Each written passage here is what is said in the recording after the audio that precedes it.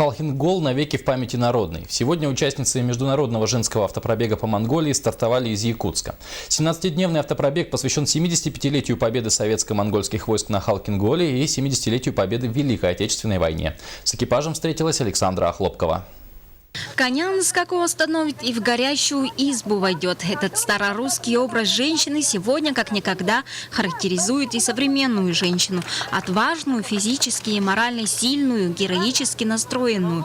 Именно такими и являются сегодняшние героини второго международного автопробега. Очень ответственно, да, все-таки женщин с собой везем, да, с разными характерами. Поэтому тяжело подбирать команды, единые духом. Мы с тобой везем, конечно, сувениры якутские.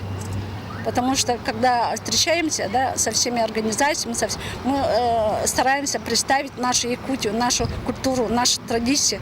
Поэтому обычно всегда сувениры с собой везем. Участницы тщательно подготовились к предстоящему путешествию. Заранее разработали маршрут экспедиции. Уже сегодня женщины поедут по первой ветке маршрута – Якутск-Нерингри. Далее через Амурскую область доедут до Бурятии, посетят Улан-Удэ и пересекут границу Монголии.